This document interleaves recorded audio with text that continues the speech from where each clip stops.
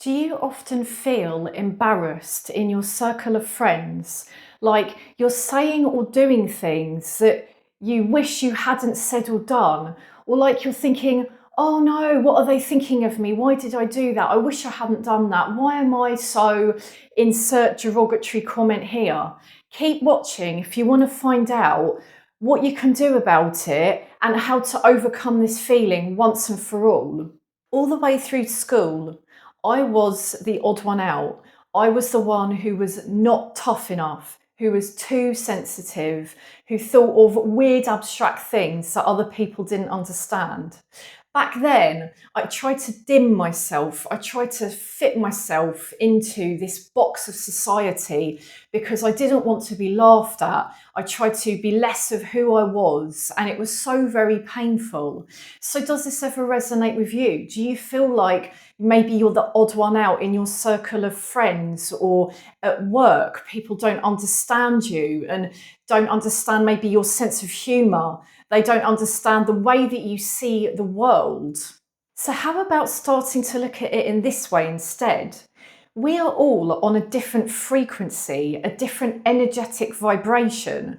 Some people are down here. They might be full of anger for the world and always finding something negative in everyone else. Some people are up here and all they see is the joy and beauty in the world. And then obviously there are people all the way through that. And then if we think about things like interests or sense of humour, once again, it's all a scale and a spectrum. So for instance, if you have some people who like one kind of humour and they're in a group, right? And then you get another person who tries to join them with a different sense of humour, that person who tries to join them with a different sense of humour, they might feel like they're embarrassed at the things they're saying to this group who don't understand them, or this group may think the person's being embarrassing because they're talking about things that these people don't relate to. If we think about in history, there are so many pioneers, creatives, the people who think differently, who are not afraid to be themselves. And in a few of my videos, I mentioned Salvador Dali. He's such an amazing example because he was so intense and passionate and eccentric and creative. And imagine if he had been able to travel in time to meet up and hang out with, for instance, the real housewives of whatever different places they hang out in, I can't remember. So they're all talking about like gossiping about people or like looking at things on the surface, right? And maybe everyday dramas. And he, Dali, would be wanting to talk about things like, I have just seen an egg dropped on the ground and the shape it made was beautiful and it reminded me of something in a dream and it made me want to draw this piece of art that is really abstract. Now, how do you think the Real Housewives would react to that kind of expression? They wouldn't relate to it, and it's not that it's a good or bad thing, it's literally just, again, down to frequency. So they would be thinking, what the hell are you talking about? You're being really weird, right? So what did Dali do? Did he hang out with people like that who were not on his frequency and try to hide his authentic, unique, amazing spirit and soul? Or did he hang out with people who were on his level? He hung out with people like Elsa Schiaparelli. She was a fashion designer, really big in the 30s, and they even collaborated together. If you've heard of maybe the lobster dress, that was a collaboration between those two together. She created the dress, he created this massive lobster design on it. And, she was creating things that were quite unheard of at the time, like designs in shocking pink, which is now, cerise pink is like a colour that's very popular. But back then, this kind of colour was completely unknown in fashion. She created gloves that looked like rubber marigold gloves. She created buttons that were pottery, ceramic buttons, just very quirky, interesting things. So she's another one. She didn't try to shy away from her unique expression of soul. She just embraced it and was, open and honest with it and said, this is who I am. And so people like Dali and Gap, they collaborated and they had amazing friendships and connections because they were just being themselves on their own frequency. And so I can relate this back to myself. You know, back in school, I was trying to be less of who I am, trying to be quiet, to not express my eccentric self because I didn't want people to think I was weird. I didn't want to seem embarrassing. And I was stifling my true self. And I can think about it in terms of things like humour as well. Once again, it's just different frequencies. So I know somebody whose entire family bought each other the same comedian's DVD for Christmas because they all love this one comedian.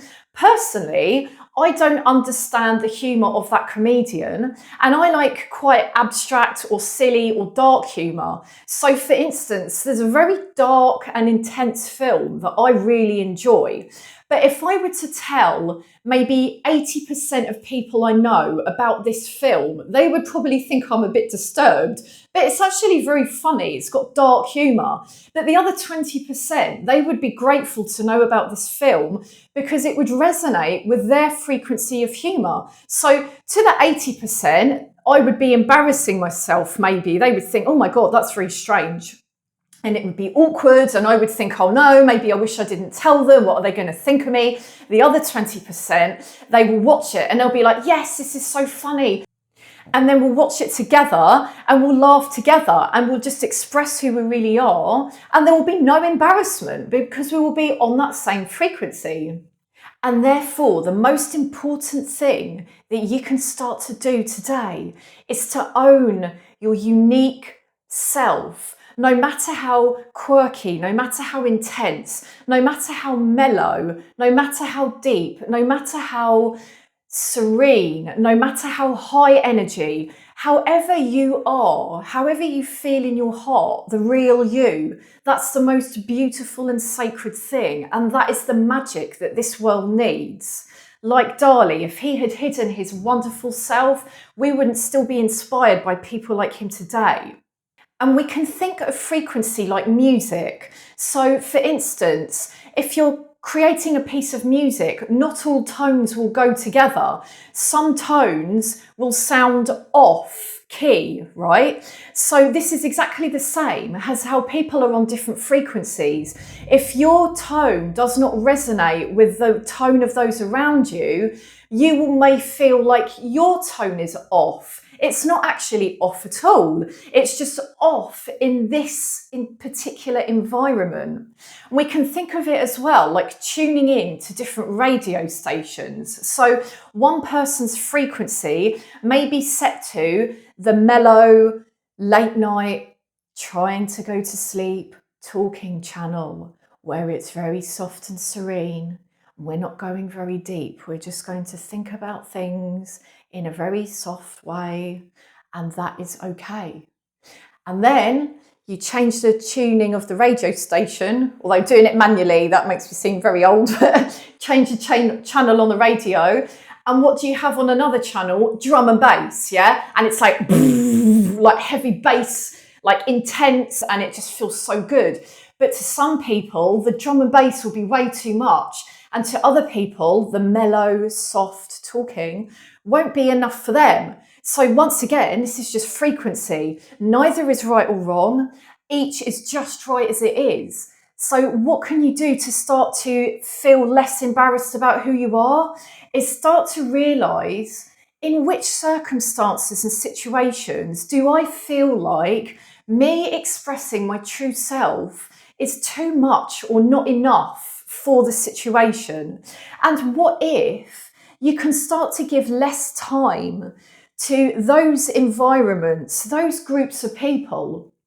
And when you make more space within and without, you have more space to attract what is truly on your frequency, your authentic, genuine frequency, where you can express yourself freely and you feel understood and celebrated for who you are, because you do not deserve any less than that. So start to think, what is one little change I can make today? Maybe, for instance, it is a person that you give so much time to, but when you express your true self, they don't always react with understanding. All it means is that you're on different frequencies. So what if you give a little bit less time to them and maybe make some space for new connections to come in where people can truly understand you and you never feel like you have to dim yourself ever again. So I would love to know in the comments below if this has resonated for you, and I'll see you next time as you continue to refine your energy and redefine your life. Peace out.